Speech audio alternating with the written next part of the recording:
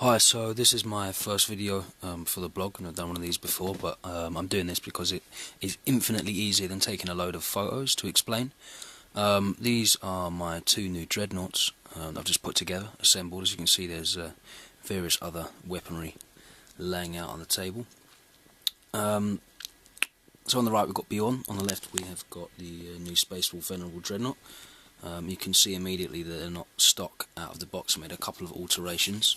Bjorn has that beautiful back banner taken from the Venerable Dreadnought, and he's also got a Chaos Space Marine Vehicle accessory smoke launcher, and at the front I did an extra wolf pelt. He has also got an updated heavy flamer nozzle, because I prefer that to the old style one. This guy, we'll get onto him in a minute, he is certainly not stock. So yeah, this is all about how I have magnetized Dreadnoughts, in case anyone's interested.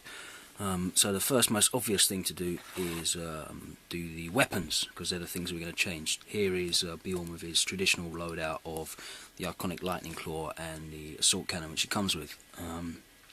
So the assault cannon, basically what we did was we clipped off the side tabs, replaced it with 4x4mm circular magnets, which I bought from emagnets.co.uk. That's e-magnets.co.uk. I'm sure you can get them from all over the place, wherever you are in the world. Okay, inside we have got a 3x2mm magnet in there, held in place with a bit of green stuff and super glue. So that the distancing is all correct. Now the thing with the white metal pieces is they're a lot heavier than the resin and the plastic pieces that we've got here. So centrifugal force actually causes them to turn, because the weight of the nozzles on the weapons causes them to turn around. So what I've done to defeat that is I've actually added a pin there, which is just drilled in paper clip to stop it turning. So that goes on there like so, and stays perfectly in place. We also did the same thing for this, the lightning claw. I'm probably not going to obviously ever remove that, but should I need to, I can do so. Again, the magnet's inside there. We've got a pin to stop it turning, and the large 4x4mm magnet in place of the tab on the arm. To fit the magnets inside the arms, I dremeled out some more space and just fit them in, did it little by little. I use a little bit of green stuff inside to make sure that they fit perfectly flat on. The way that I do that is I will take the magnet which I've glued on here, and then I will take the magnet that I'm going to be attaching to the arm and put it onto this magnet here, so that they're both together and they're both fitting flush and flat. Then what I'll do is, when I've created enough space within the arm, I add a bit of green stuff, press the green stuff back onto the joint so that it fits perfectly, take it off again, then you have a green stuff imprint, so you know exactly where the magnet's going to need to be attached. Paint a little bit of super glue into the imprint, push it back on and let the super glue dry. When it's dried, the bond from the super glue is actually stronger than the bond of the magnet, and it just pops off with the magnet attached to the arm, not the body anymore. So then you have a perfect fit. Very simple. In order to paint that additional wolf pelt that I've put down here, the sarcophagus isn't actually stuck on, it's magnetized on, so that can come off. Also, we've got the back banner. Now, a lot of people who have built Venerable Dreadnoughts with these beautiful banners will know what an absolute nightmare they are to transport around. So to get around this, the banner is actually removable. What I did was I filed down the end of the banner flat, put on one of my 3x2mm magnets, and there's a 3x2mm magnet on the top there. And yeah, that sits on perfectly, and when I need to transport it, it comes off. Nice and simple. Obviously we've got the other weapon options, the far more useful and sensible plasma cannon, and if I wanted to, a las cannon. Now let's get on to the rather fun Forge World one.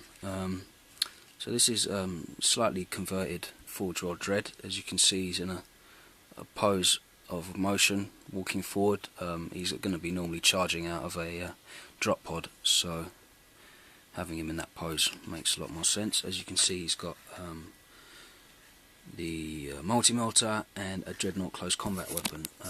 This is actually from the Chaos Dreadnought, the original release of the Chaos Dreadnought in 2nd edition, the metal one.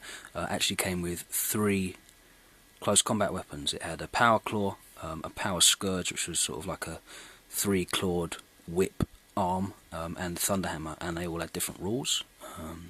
I found this attached to an old, really poorly painted Dread, so I stripped the paint off of it, pulled off the Thunderhammer, and the part goes all the way up to the joint at the shoulder.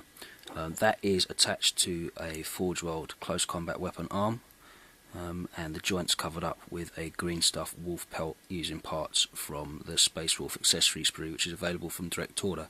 Again, we've got the magnet inside, we've got the pin to stop rotational forces. Same goes for this guy. He has got the magnetized multi-motor, and again, so I can paint the wolf pelt, the torso is actually magnetized using 2 of the large 4x4mm magnets.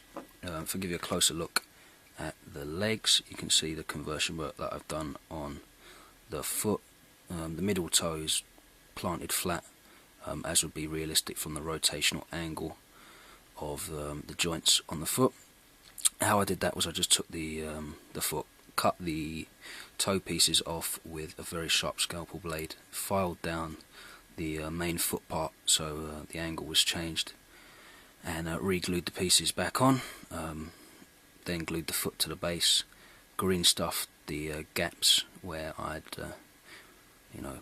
angled the foot again. I'll probably green stuff a tread onto the bottom of that foot there as well. You might be able to see, but there's green stuff in the ball and socket joints on the ankles, because obviously with the momentum, to give the sense of movement, the feet are not on flat to the legs, so I'm going to need to green stuff in, probably some cabling or something like that into there to cover up the gaps. The reason I put green stuff in is because otherwise there would be a very small surface area of contact for the super glue, and it would probably be too frail to support the weight of the rest of the Dreadnought.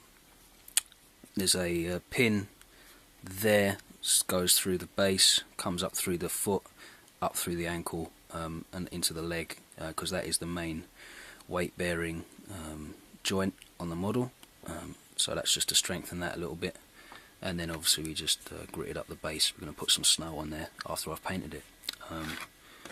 Again, the thing is with the fact that it's all been magnetized is, should I see fit, I can go with the long range option of the las cannon and the missile launcher.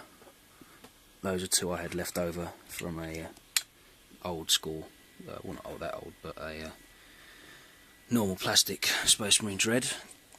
So that's on there as well. Details taken from the Forge World brass etch sprue to give it a little bit of a wolf styling. These 2 weapons have sculpted wolf pelts on as well, because you can never have too many wolf pelts on the model. So yeah, that's pretty much it. Very simple to do. I'll probably be picking up some twin-linked autocannon as well for this guy, just in case. But that's it at the moment. Pretty happy with that, and hopefully I'll get it painted soon. Going to move on to putting together some vehicles, Razorbacks and drop pods. So yeah, look out for those. Cheers.